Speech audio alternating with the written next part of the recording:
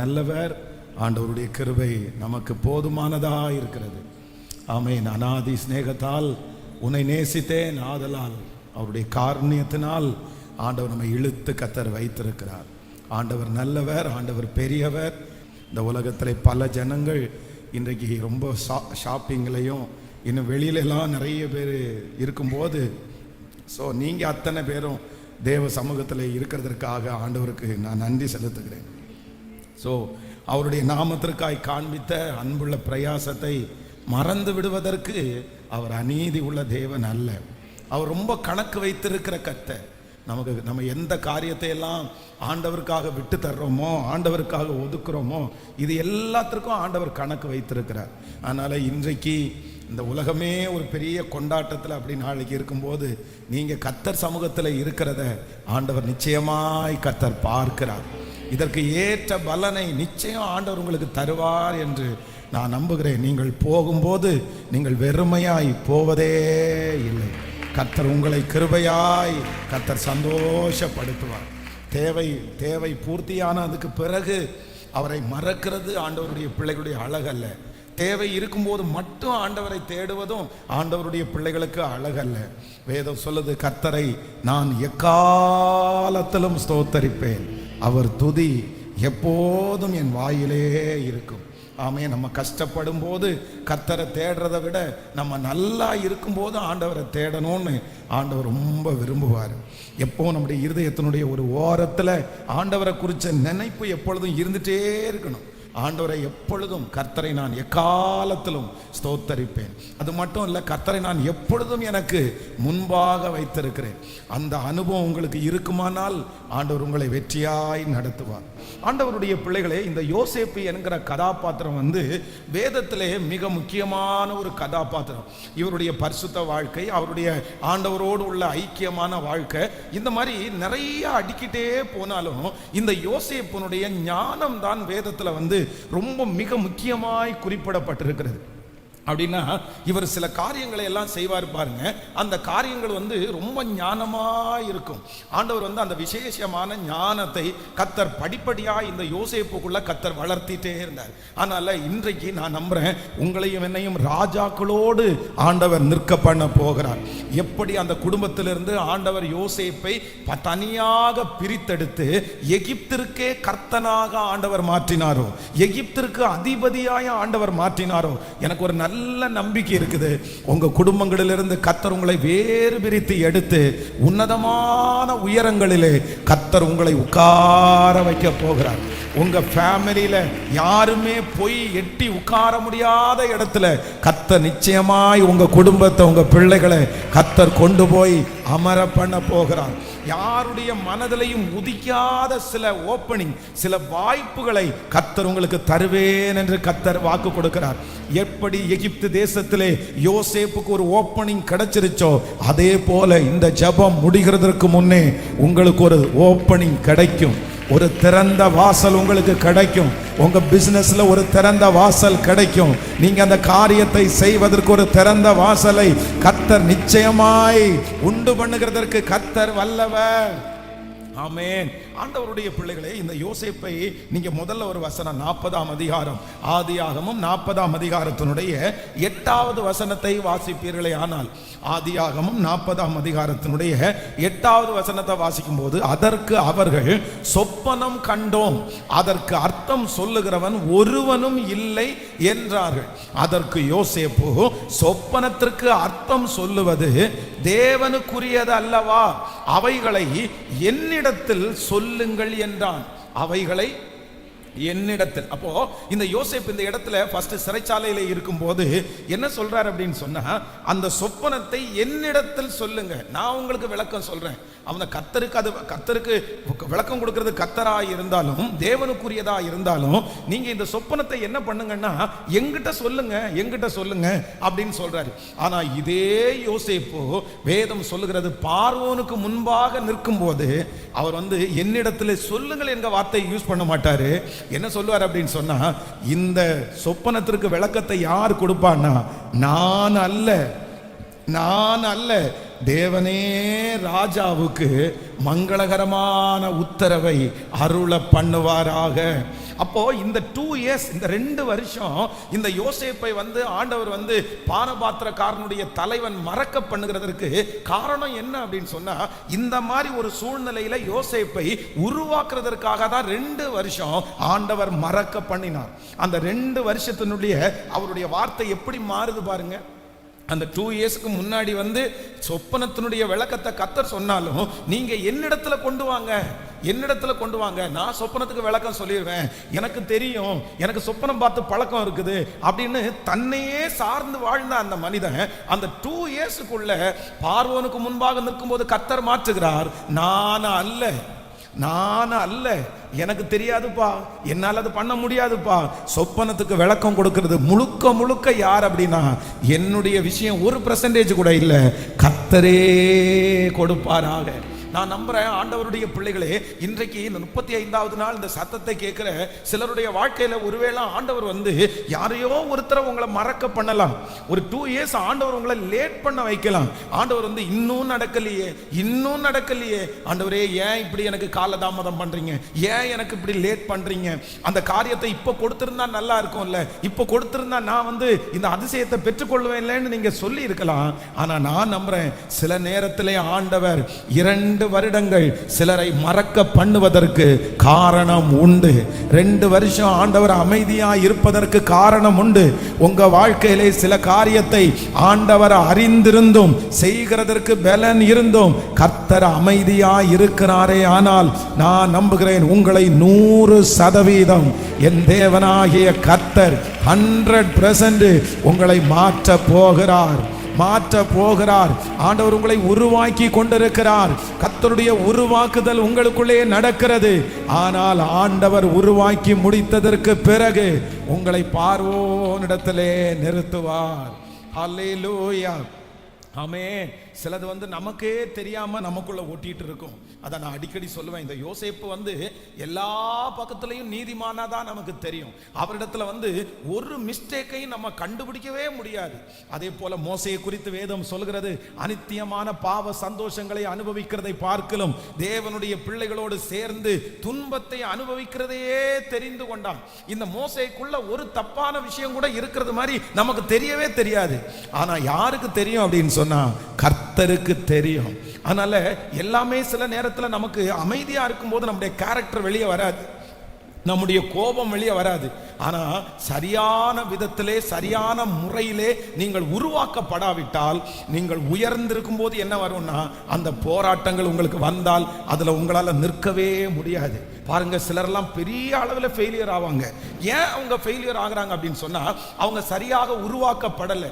அந்த ஆசீர்வாதம் கொடுக்கப்பட்டதுக்கு பிறகு, அந்த வேலை வந்ததுக்கு அப்புறம் அதை சரியா கையாள முடியாததுனால அவ்வளவுதான் பிச்சு போடுறது மாதிரி மாறிட்டாங்க. அதனால ஆண்டவர் நம்மை உருவாக்கி நம்மை உயர்த்துவது நமக்கு கிடைத்த ஒரு பெரிய பாக்கியம். ஆண்டவரிடத்தில் நம்ம சொல்ல வேண்டியது என்னன்னா, என்ன நீங்க உருவாக்கிட்டு இருக்கிறீங்க. இந்த சத்தத்தை கேட்கிற சிலர் ஆண்டவர் உருவாக்கிட்டு இருக்கிறாரு. கர்த்தர் இந்த பாதையில காலதாமதம் பண்ணி உருவாக்கிட்டு இருக்கிறாரு. அவர் நம்மை உருவாக்கி நம்மை பயன்படுத்துவது நமக்கு கிடைக்கிற பெரிய பொக்கிஷம். கைகளை எல்லாரும் உயர்த்தி அப்பாட்ட சொல்லுங்க, ஆண்டவரே, என்னை உருவாக்கி நீர் பயன்படுத்துவதற்கு என்னை முழுவதுமாய் நான் தாழ்த்துறேன். ஆண்டவரே, ஸ்தோத்திரம். ஆமென். நீர் என்னை உருவாக்கி பயன்படுத்துவீராக. இந்த காலம் முடியும் போது என்னை ஒரு ஜீவனுள்ள சாட்சியாய், கர்த்தாவே, அழுக்கற்ற ஒரு மனிதனாய் நீர் என்னை மாற்ற போகிறதற்காய் உமக்கு ஸ்தோத்திரம். ஹல்லேலூயா. அப்போ நம்முடைய குணங்களை, நம்முடைய சில கேரக்டரை ஆண்டவர் மாற்றுவதற்காக தான் ஆண்டவர் காலதாமதம் என்கிற ஒன்றை நமக்கு கர்த்தர் அனுமதிக்கிறார். ஆமென். நான் அவர் என்னை சோதித்த பிறகு கர்த்தர் நம்மை பொன்னாக விளங்க பண்ணுவதற்கு கர்த்தர் வல்லவராய் இருக்கிறார். இந்த யோசேப்பினிடத்துல இருக்கிற அடுத்த கேரக்டர் நம்ம பார்க்கும்போது ரொம்ப ஆச்சரியமா இருக்கும். அப்படின்னா, தன்னுடைய சகோதரர்களை எந்த விதத்திலும் குற்றப்படுத்தாத ஒரு ஆள் யார் அப்படின்னா இந்த யோசேப்பு. நம்ம இன்னைக்கு ஒரு கிருபை ஆண்டவரிடத்துல கேட்கணும். அதான் அவங்க எல்லாரும் குற்ற மனசாட்சியோட நிக்கிறாங்க. ஐயோ, நாங்க உன்னை குழியில போட்டுட்டோம், நாங்க இந்த மாதிரி உன்னை வித்து போட்டுட்டோம், நாங்க தப்பு பண்ணிட்டோன்ற ஃபீல்ல அவங்க நிற்கும் போது அவன் என்ன சொல்றான் அப்படின்னு சொன்னா, நீங்கள் அல்ல, என்னை இவ்விடத்தில் வரும்படி விற்று போட்டதினால் நீங்கள் சஞ்சலப்பட வேண்டாம், அது உங்களுக்கு விசனமாகவும் வேண்டாம். ஜீவ ரட்சனை செய்யும்படி தேவன் என்னை உங்களுக்கு முன்னே அனுப்பினார். ஆமென் சொல்லுங்கள். அப்போ ஆண்டவருடைய பிள்ளைகளை, இரண்டாவது ஒரு மிகப்பெரிய ஞானம் நமக்கு தேவை. என்ன ஞானம் நமக்கு தேவை அப்படின்னு சொன்னா, யாரையுமே நம்ம குற்றப்படுத்தாத ஒரு ஞானத்தை கர்த்தர் நமக்கு கிருபையாய் கர்த்தர் தருகிறவர். குற்றப்படுத்துகிறவர்கள் நீங்கள் நிலை நிற்க முடியாது. குற்றப்படுத்துகிறவர்கள் நீங்கள் அடுத்த லெவல் நீங்கள் போக முடியாது. குற்றப்படுத்துகிறவர்கள் ஒரு தலைவனாய் மாற முடியாது. குற்றப்படுத்துகிறவர்கள் ஒரு தலைவியாய் நீங்கள் மாற முடியாது. நீங்கள் என்றைக்கு இன்னொருத்தரை குற்றப்படுத்துகிறதை நிறுத்துகிறீர்களோ அன்றைக்கு தான் நான் இன்னொருத்தரை குற்றப்படுத்த கூடாது என்கிற ஒரு சூழ்நிலைக்கு எப்ப நீங்க வர்றீங்களோ அப்பதான் நீங்க தலைவனுக்குரிய அபிஷேகத்தை கர்த்தர் உங்களுக்கு தந்தாருன்னு அர்த்தம். ஆமென். எந்த விதத்திலும் இந்த காரியத்திற்காக ஸ்பெஷலா நம்ம ஜெபிக்கணும். நமக்கு சில நேரங்களில் என்ன வரும் அப்படின்னு சொன்னா, யாராவது ஒருத்தர் அப்படி இருப்பாங்க, நம்முடைய குடும்பத்தில் இருப்பாங்க, உங்களை வேலை ஸ்தலத்தில் இருப்பாங்க. என்ன இருப்பாங்கன்னா, உங்களை தாழ்த்துறதுல, உங்களுடைய தரிசனத்தை எடுத்து போடுறதுல அந்த மாதிரி குறியா இருப்பாங்க. ஆனா நீங்க ஒண்ணு எப்பவுமே டிசைட் பண்ணிக்கணும், என் வாழ்க்கைக்கு கர்த்தர் என்னை அதிகாரியாய் வைத்திருக்கிறார். நம்ம வாழ்க்கைக்கு நம்ம தான் அதிகாரி, நம்ம வாழ்க்கைக்கு நம்ம தான் கணக்கு கொடுக்கணும். நம்ம உட்கார்ந்துட்டோம்னு சொன்னா அது வேற யாரையும் நம்ம குற்றப்படுத்த முடியாது. கர்த்தர் அந்த காரியத்தை எனக்குள்ளே தான் கர்த்தர் தந்திருக்கிறார். எந்த சூழ்நிலை வந்தாலும், எந்த மனிதர்கள் எழும்பினாலும் என்னை கொண்டு செய்யக்கூடியதை கர்த்தர் செய்ய வல்லவர். நான் இன்னொருத்தரை எப்பொழுதுமே கணவன் மேல பழிய போடக்கூடாது, கணவன் மனைவி மேல பழிய போடக்கூடாது, சுத்தி இருக்கிறவங்க மேல யார் மேலையும் பழிய போடக்கூடாது. இந்த யோசேப்புக்கு எவ்வளவு பெரிய ஞானம் பாருங்க. என்ன சொல்றாரு அப்படின்னு சொன்னா, இல்ல உங்க யாரையும் நான் குற்றப்படுத்துறதுக்கு விரும்பல. என்னை இவ்விடத்திற்கு வரும்படி என்னை விற்று போட்டதுனால நீங்க சஞ்சலப்படவே வேண்டாம். ஜீவரட்சனை செய்யும்படியாய் கர்த்தர் உங்களுக்கு முன்னே என்னை அனுப்பினார். இப்போ உங்க மனசுக்குள்ள, யாருடைய மனசுக்குள்ளையாவது இந்த 35வது நாள் ஒரு குற்றப்படுத்துகிற ஒரு ஆவி அப்படின்னு சொன்னா, இவரால தான் நான் இப்படி ஆயிட்டேன், இவளால தான் நான் இப்படி ஆயிட்டேன், என் அம்மாவால தான் நான் இப்படி ஆயிட்டேன், என் ஃப்ரெண்டால தான் நான் இப்படி ஆயிட்டேன், என்னை இப்படி ஒருத்தங்க மாட்டி விட்டாங்க, அவங்களால தான் இப்படி ஆயிட்டேன், அவங்கள மட்டும் நான் பார்த்துட்டேன்னா வச்சுக்கோங்களேன், ஒரு கேள்வி கேட்காம நான் விட மாட்டேன் அப்படின்னு யாருடைய மனசுலையாவது இன்னொருத்தர் தான் காரணம் அப்படின்னு நினைச்சீங்கன்னா, என்னை எழும்பவே விடலை, என்னை சாதிக்கவே விடலை, என்னை உயிரோடையே விடலை அப்படின்னு உங்க மனசுக்குள்ள இருக்குமானால் கர்த்தர் வாக்கு கொடுக்கிறார், இன்றையோடு நீங்க அழிச்சிருங்க, இன்றையோடு அழிச்சிருங்க. உலகமே எதிர்த்து வந்தாலும் ஒரு தேவனுடைய பிள்ளையினால் ஆசீர்வாதமாய் நிற்க முடியும், வெற்றியாய் நிற்க முடியும். ஹல்லேலூயா. கைகளை அசைத்து ஒரு ஹல்லேலூயா சொல்லலாம். இப்போ ஒன்று சொல்றேன், உங்க ஃபேமிலியில ஒரு பிரச்சனை இருக்குன்னு வச்சுக்கோங்க. ஒரு கணவன் மனைவிக்குள்ள ஒரு பிரச்சனை இருக்குது அப்படின்னா, மன்னிக்கவே முடியாத அளவிற்கு கணவனுக்குள்ள மனைவிக்குள்ள ஒரு பிரச்சனை வந்துருச்சு. இப்போ ரொம்ப காயப்படுத்திட்டாங்க, ரெண்டு பேருமே பிரிஞ்சாச்சு, ஒரு 4-5 மாதங்கள் பிரிஞ்சிருக்கிறாங்க. இப்போ ஒரு ஊழியக்காரர் சொல்றாரு, சரிப்பா நீ பரவாயில்ல, போயிட்டு ஒரு மன்னிப்பு கேளு, நீ இறங்கி போய் மன்னிப்பு கேட்டு நீ கூட்டிட்டு வரலாம்ல, இல்ல அப்படின்னு சொன்னா நீங்க மன்னிப்பு கேட்டு உங்களுடைய கணவனார் நீங்க கூப்பிடலாம்ல. பாஸ்டர், பண்ணின துரோகத்திற்கு, பண்ணின பிரச்சனைக்கு நான் எப்படி போய் நான் மன்னிப்பு கேட்க முடியும் அப்படின்னு நம்ம சொல்றோம். நிறைய பேர் அப்படி சொல்லுவாங்கன்னு வச்சுங்களேன். இப்போ உங்களை பார்த்து கேட்கிறேன், நீங்க ஒரு பிசினஸ் பண்றீங்கன்னு வச்சுங்களேன். அந்த பிசினஸ்ல மாசம் உங்களுக்கு ஒரு 10,000 ரூபாய் வருமானம் வருது. ஆனா திடீரென்று உங்களுக்கு என்ன வருது அப்படின்னு சொன்னா, ஒரு மிகப்பெரிய ஆர்டர் ஒன்று வருது. அந்த ஆர்டர் என்ன அப்படின்னா, மாசம் நீங்க 10,000 ரூபாய் சம்பாதிக்கிற உங்களுக்கு அந்த ஆர்டர் மட்டும் நீங்க முடிச்சு கொடுத்தீங்கன்னா உங்களுக்கு 10 லட்சம் ரூபாய் அதுல லாபம் கிடைக்குது. 10 lakhs rupees. ஒரு 3 மாதத்துக்குள்ள உங்களுக்கு 10 லட்சம் ரூபாய் கிடைக்கும். ஆனா நீங்க 10,000 ரூபாய் சம்பளம் வாங்குறீங்க. இப்போ அந்த பிசினஸ் கொடுக்கிற ஒரு நபர் உங்களை திட்டுறாரு, உங்களை என்னென்னமோ சொல்றாரு. நீங்க அதை கேட்டுட்டு நீங்க என்ன மறு உத்தரம் சொல்லுவீங்க? என்ன மறு உத்தரம் சொல்லுவீங்க? கேட்கல. எந்த அளவுக்கு அந்த மனுஷனிடத்துல இறங்க முடியுமோ சொல்லுங்க. நான் சொல்றது உங்களுக்கு புரியுதா இல்லையா? எந்த அளவுக்கு நீங்க இறங்க முடியுமோ அந்த அளவுக்கு இறங்குவீங்க.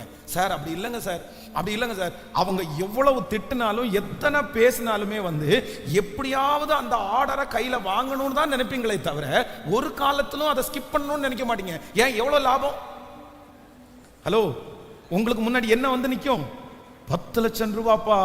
இந்த ஆப்பர்ச்சுனிட்டி கையில காலில் விழுந்தாவது சொல்லுங்க, கையில காலில் விழுந்தாவது நான் வாங்கிடுவேன், எப்படியாவது வாங்கிடுவேன். ஆனா குடும்பம் பிரிஞ்சிருச்சுன்னா, குடும்பத்துல சமாதானம் இல்லைன்னா, போனா போ, இப்படி இருந்தா இரு, நான் என்ன பண்ண. அப்போ நம்ம அந்த இடத்துல என்ன பண்ண முடியலன்னா, அப்போ இப்ப நான் கேட்கிறேன், உங்களை பார்த்து கேட்கிறேன், இந்த 10 லட்சம் ரூபாய் வேல்யூவா உங்க குடும்பம் வேல்யூவா? ஹலோ சொல்லுங்க, குடும்பமா 10 லட்சம் ரூபாவா? நான் சொல்றேன், 10 லட்சம் ரூபாய் இன்னைக்கு இல்லைன்னா கூட என்னைக்கு வேணாலும் சம்பாதிச்சிடலாம். இந்த 10 லட்சம் ரூபாவை நிம்மதியா நம்ம செலவு பண்ணணும்னா கூட, குடும்பம் நிம்மதியா இருந்தாதான் என்ன பண்ண முடியும், இந்த பணத்தை செலவு பண்ண முடியும். ஆனா இதுல இருக்கிற ஞானம் ஆண்டவருடைய பிள்ளைங்க நிறைய பேருக்கு அதுல இல்லாம இருக்குது. நம்ம என்ன பண்றோம் அப்படின்னு சொன்னா, வெளியில இருக்கிற சில காரியத்திற்காக இறங்குறோம், தாழ்த்துறோம், ஒப்பு கொடுக்கிறோம், எல்லாம் பண்றோம். ஆனா மேஜரான ஒரு விஷயம் வரும்போது, சில போராட்டம் வரும்போது நம்மளால என்ன பண்ண முடியலன்னா, தாழ்ந்து போக முடியல. எனக்கு உணர்வு இருக்குல்ல, அவளுக்கு உணர்வு வேண்டாமா, எனக்கு உணர்வு இருக்கிற மாதிரி அவருக்கு உணர்வு வேண்டாமா, அந்த மாதிரி நம்ம நிறைய குற்றப்படுத்துகிறோம். ஆனா ஒன்று நீங்கள் நினைத்துக் கொள்ளுங்கள், ஆண்டவருடைய பிள்ளைகளே, ஒரு வெற்றியுள்ள தலைவனா இருக்க வேண்டிய நீங்க தான் மாறணும்னு நினைக்கணும், நீங்க தான் விட்டு கொடுக்கணும்னு நினைக்கணும், நீங்க தான் தாழ்ந்து போகணும்னு நினைக்கணும், நீங்க தான் இறங்கணும்னு நினைக்கணும், நீங்க தான் அடிபணியணும்னு நினைக்கணும். அதுதான் ஒரு தேவனுடைய பிள்ளை வெற்றியாய் வாழ்வதற்குரிய மிகப்பெரிய ஆசீர்வாதம். ஹல்லேலூயா. நான் இப்போ நிறைய பேர் என்னை முறைச்சு பார்க்கறத பார்த்தா என்ன தோணுதுன்னா, நானா நீ ஒன்றும் சொல்ல மாட்டீங்களே, அவரை ஒன்றும் சொல்ல மாட்டீங்களே, அவளை ஒன்றும் சொல்ல மாட்டீங்களே, அப்படி மாறி மாறி என்ன வேலை பண்ணாங்க தெரியுமா, என்ன விஷயம் பண்ணாங்க தெரியுமா, நமக்கு அவ்வளோ கோபம் வரும். நீங்க புரிஞ்சுக்கிட்டு தான் பேசுறீங்களா? இவ்வளோ நடந்ததுக்கு அப்புறமா கர்த்தருடைய பிள்ளைகளே, நீங்க வெற்றி உள்ள தலைவனா மாறணும்னா, நீங்க கையில கொடுத்திருக்கிற ஆசீர்வாதத்தை காப்பாற்றணும்னா, அதுல பலிகாடி யார் தான்? பலி ஆடு யார் தான்? சொல்லுங்க. கிறிஸ்து எப்படி பலியானாரோ அப்படியே இந்த உலகத்தை மீட்டுக் கொள்ளுகிறதற்கு என்னுடைய ஆண்டவருக்கு அதிகாரம் இருந்தும், உண்மை இருந்தும், பரிசுத்தம் இருந்தும், எல்லாம் இருந்தும் அவர் மரண பரியந்தம் தாழ்த்தினதுனால தான் இன்றைக்கு நீங்களும் நானும் இந்த இடத்துல உட்கார்ந்து ஆராதிச்சுட்டு இருக்கிறோம். அவர் தான் வெற்றி உள்ள தலைவர். அந்த வெற்றி உள்ள தலைவர் நமக்கு கற்றுக் கொடுக்கிற பாடம் என்னன்னா, நம்ம தான், நீங்க தான். உங்களுக்கு தான் அந்த ஞானம் வேணும், உங்களுக்கு தான் அந்த ஐடியா வேணும். பிசாசு உங்களை தான் கெடுக்கிறதுக்கு முயற்சி எடுப்பான், உங்களை அழிக்கிறதுக்கு முயற்சி எடுப்பான், உங்கள்கிட்ட இருக்கிற ஈகோவை தட்டி எழுப்புறதுக்கு நினைப்பான். ஆனா எந்த விதத்திலையும் ஆண்டவருடைய பிள்ளைகள் ஒன்று, யாரையும் குற்றப்படுத்த மாட்டேன், பரவாயில்ல, நான் அட்ஜஸ்ட் பண்ணி போவேன். இந்த ஒரு விஷயத்தை மட்டும் கையில எடுத்துட்டீங்கன்னா சத்துரு வெட்கப்பட்டு போவான்.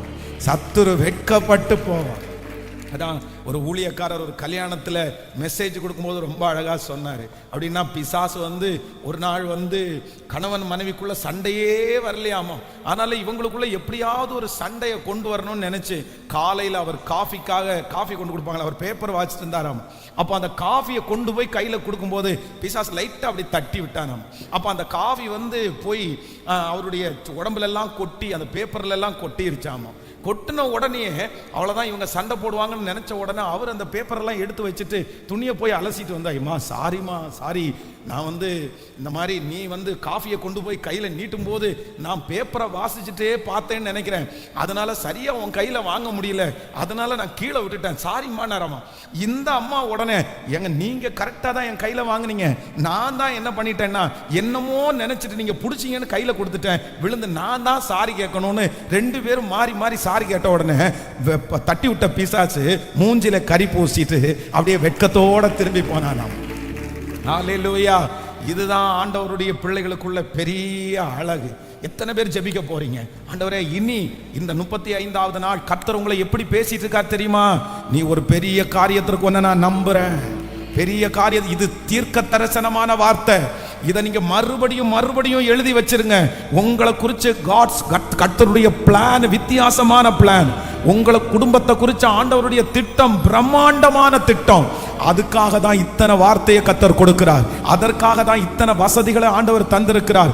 உலகத்திலே இருக்கிற உங்க குடும்பத்தில் இருக்கிற அத்தனை பேரை காட்டிலும் கர்த்தர் உங்களை மட்டும் தெரிந்தெடுத்து கர்த்தர் பேசி கொண்டிருக்கிறார். ஆனால் கண்டிப்பா நான் நம்புறேன் 2026 வருஷத்துல கர்த்தருடைய வருகை தாமதிக்கும்னா நீங்க அதை பாப்பீங்க. அந்த கையளவு மேகத்தை பாப்பீங்க.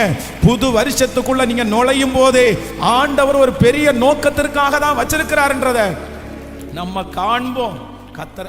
ஆனா அதுக்காக நம்ம என்ன ஆகணும்னா ரொம்ப அழகா ப்ரிப்பரேஷன் ஆகணும். அதுல இருக்கிற மிகப்பெரிய ப்ரிப்பரேஷன் என்ன அப்படின்னு சொன்னா, ஆண்டவரே என்ன பண்ண, நான் என்ன மாத்திக்கணும் எல்லாத்துலயும், நான் என்ன எல்லாத்துலயும் மாத்திக்கணும். நான் எல்லாத்தையும் ஒண்ணு போல பார்க்கணும். இந்த இடத்துல வெற்றி அடைஞ்சிட்டு இந்த இடத்துல தோல்வி அடைய முடியாது.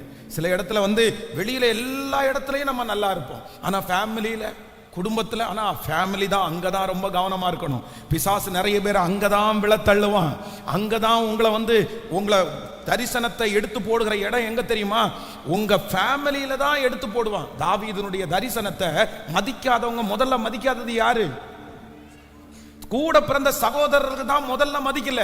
அவனுடைய ஆவிக்குரிய வாழ்க்கைய முதல்ல யார் தட்டி கொடுக்கல தெரியுமா? வீட்டுல இருக்கிறவங்க தட்டி கொடுக்கலங்க. அவன் ஆண்டவரோட என்னதான் இருந்தாலும் தாவீதுனுடைய கேரக்டரை ஈசாய்க்கு தெரியாது. அந்த பிள்ளை நல்ல பிள்ளைன்னு கண்டுபிடிக்க முடியாது. தேவனோட சஞ்சரிக்கிற ஒரு தேவனுடைய பிள்ளை, கீழ்ப்படுகிற ஒரு தேவனுடைய பிள்ளைய எங்கேயாவது ஒரு இடத்துல என்கரேஜ் பண்ணியிருக்காங்களா? சாமுவேல் தீர்க்கதரிசி தன்னுடைய வீட்டுக்கு வரும்போது தன்னுடைய சொந்த குடும்பத்தில் இருக்கிற பையன் தானே அந்த பையன். அதுவும் வேதம் சொல்லுது அவனுக்கு ஏற்கனவே அவன் வேலையாட்கள் இருக்கிறாங்க அப்படின்னு சொன்னா, இந்த ஆடுகளை யுத்தத்திற்கு பிள்ளைகளை சாப்பாடு கொண்டு போய் கொடுக்கும்போது காவலாளி வசத்துல விட்டுட்டு போனான்னு காலையில வாசிச்சோம். அப்படின்னா காவலாளி இருக்கிறாங்க. அப்போ நல்ல தகப்பன் என்ன செய்திருப்பாரு? சரி அப்பா, அந்த ஆடுகளை, கொஞ்சம் ஆடு தானே இருக்குது, அதை காவலாளி வசத்துல விட்டுட்டு இன்னைக்கு நீ வீட்டுக்கு வா, இன்னைக்கு சாமுவேல் தீர்க்கதரிசி வீட்டுக்கு வராருன்னு சொல்றதுக்கு எவ்வளவு நேரம் ஆயிருக்கும். ஆனா அந்த அளவிற்கு என்கரேஜ் பண்றதற்கு அம்மாவும் இல்ல, அப்பாவும் இல்ல. தன்னுடைய சகோதரர்களை பார்க்க போகும்போது அத்தனை பேரும் ரொம்ப திட்டுறானுவான். எப்படி திட்டு? நீங்க நம்ம சாதாரணமா அதை வாசிச்சுட்டு போறோம். ஆனா அந்த வார்த்தையினுடைய வீரியத்தை நீங்க பாத்தீங்கன்னா அவ்வளவு மோசமா இருக்கும். என்ன சொல்லுவானா, உன் இருதயத்தின் அகங்காரத்தை நாங்க, யார் ஒரு சின்ன பையன் அவ்வளவு தூரத்துல இருந்து சாப்பாடை கொண்டு வந்திருக்கிற பையனை, உன்னுடைய இருதயத்தின் அகங்காரத்தை நாங்க, அவனை அப்படியே மட்டம் தட்டுறாங்க. அப்படின்னா நீங்க 1 சாமுவேல் 17ஆம் அதிகாரத்தில் அதை 28வது வசனத்துல வாசிக்க முடியும். அந்த மனுஷனோட அவன் பேசிக் கொண்டிருக்கிறதை அவன் மூத்த சகோதரனாகிய எலியாப் கேட்டபோது அவன் தாவீதின் மேல் கோபம் கொண்டு, நீ இங்கே வந்தது என்ன? வனாந்தரத்தில் உள்ள அந்த கொஞ்சம் ஆடுகளை நீ யார் வசத்தில் விட்டாய்? யுத்தத்தை பார்க்க அல்லவா வந்தாய்? உன் துணிகரத்தையும் உன் இருதயத்தின் அகங்காரத்தையும் நான் அறிவேன் என்றான். அவ்வளவு குறைவா பேசுறாங்க. ஆனா வேதம் சொல்லுது, அவங்க சொன்ன வார்த்தையில கஷ்டப்பட்டு மனசு உடைஞ்சு, சரியப்பா நீங்க பாட்டுக்கு உங்க வேலையை பாருங்க, நான் சோத்தை தான் கொடுக்க வந்தேன், இதா சோறை சாப்பிட்டு நீங்க பாட்டுக்கு இருங்கன்னு சொல்லிட்டு, நம்ம யாராவது ஒருத்தரா இருந்தா என்ன பண்ணுவோம்னு சொன்னா, நீ செத்தா சாகு, பொழைச்சா, ஹலோ எனக்கு என்னப்பா, எனக்கு என்ன வந்துச்சு, சரி ஓகே நீ என்ன திட்டுன இல்ல, நான் கிளம்புறேன், நீ என்ன புரிஞ்சுக்கல, நான் கிளம்புறேன்னு கிளம்புவோம். ஆனா வேதம் சொல்லுது, அவங்க அதற்கு தாவீது, நான் இப்பொழுது செய்தது என்ன? நான் வந்ததற்கு முகாந்தரம் இல்லையோ? தன்னுடைய குடும்பத்தில் இருக்கிறவங்க அப்படி நடத்தும் போது கூட உள்ளுக்குள்ள அவனுக்கு என்ன இருக்குன்னா பெரிய தரிசனம் இருக்குது.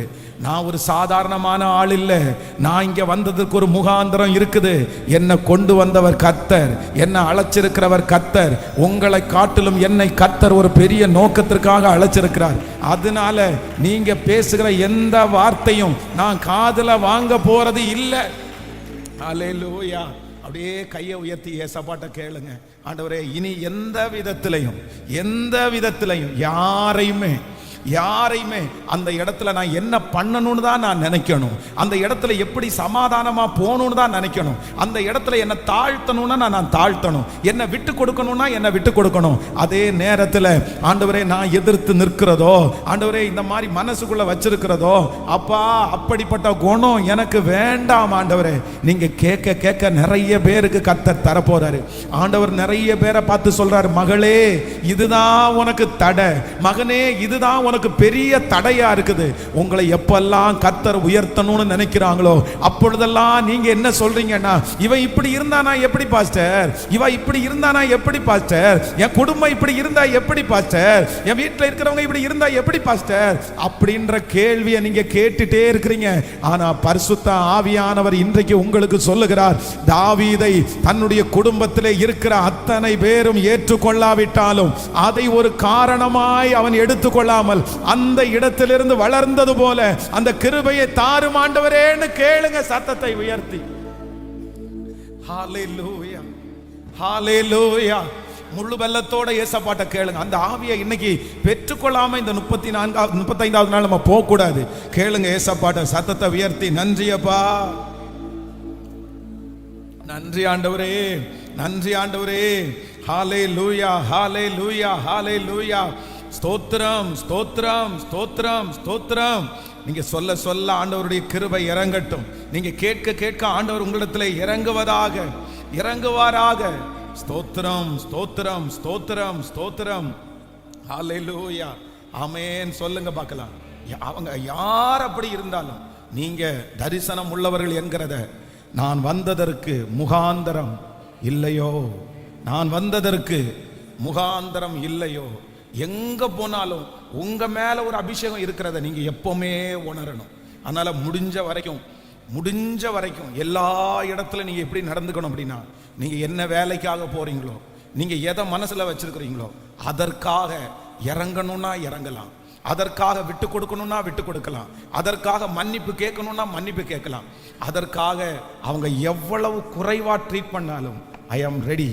எனக்கு என்ன பண்ணணும்னா, எனக்கு முன்னாடி இருக்கிற தரிசனத்தை நிறைவேற்றுகிறது மட்டும்தான் என்னுடைய வேலை. ஹல்லேலூயா, நம்புறீங்களா இல்லையா? ஒரு மன அழுத்தமான ஒரு குழந்தைய வச்சிட்டு இருக்கிற ஒரு அம்மா சிவானந்த காலனியில் ஒரு இடத்துல ஒரு நல்ல வேலை கிடைச்சிருச்சு, ரொம்ப நல்ல வேலை. அவர்களுக்கு மாதமானால் 40,000 ரூபாய் சம்பளம். ஆனால் அந்த மன அழுத்தம் உள்ள அந்த குழந்தையும் அங்கே வச்சிருக்கிற மாதிரி அவங்க அதுவும் ரெடி பண்ணி கொடுத்துட்டாங்க. அந்த மாதிரி ஒரு வேலை கிடைக்கவே கிடைக்காது. வந்து சாட்சி சொன்னாங்க. அந்த சாட்சியை கேட்டுட்டு, சிஸ்டர், ஆண்டவர் உங்களுடைய சிறையிருப்பை பார்த்து தான் சிஸ்டர் இந்த வேலையை கொடுத்துருக்குறாங்க, நீங்கள் கவனமாக ஞானமாக இந்த வேலையை செய்யுங்க, ஆண்டவர் உங்களுக்கு கொடுத்துருக்கிற ஆப்பர்ச்சுனிட்டியை மிஸ் பண்ணிடாதீங்கன்னு சொன்னோம். சொல்லி ஒரு 3 மாதம் ஆகலை. அதுக்குள்ளே என்ன அப்படின்னு சொன்னால், கொஞ்சம் இவங்க லேட்டாக போகிறாங்க. லேட்டாக போன உடனே மேனேஜருக்கு கொஞ்சம் கோபம் வருது. ஏன் நீங்கள் சீக்கிரமாக வர வேண்டியது தானே, இதுக்காக தான் உங்களுக்கெல்லாம் இந்த மாதிரி செய்யக்கூடாது அப்படின்னு சொன்ன உடனே இவங்களுக்கு பயங்கரமான கோபம் வந்துச்சு. அப்போ நீ என்ன எங்களே இப்படி பேசுகிறீங்களா, நான் எல்லாம் வந்து அப்படியெல்லாம் வந்து உங்களுக்கு முன்னாடி வேலை செய்ய வேண்டிய அவசியம் இல்லை அப்படின்னு டக்குன்னு ஒரு வார்த்தையை விட்டாங்க.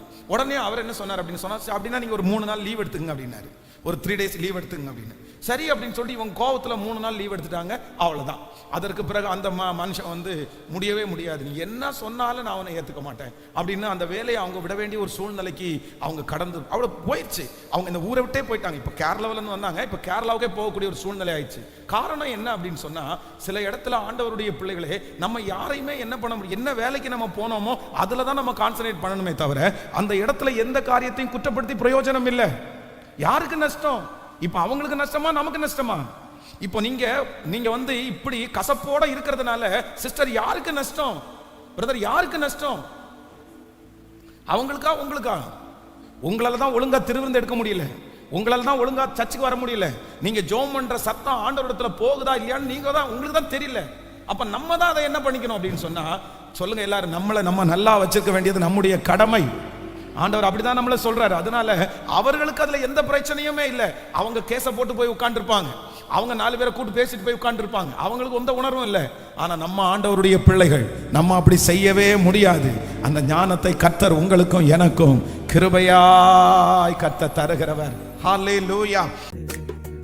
நான் அல்ல இயேசுவே என்னில் வாழ்கின்றார், இனி நான் அல்ல இயேசுவே என்னில் வாழ்கின்றார். நான் அல்ல இயேசுவே என்னில் வாழ்கின்றார், இனி நான் அல்ல இயேசுவே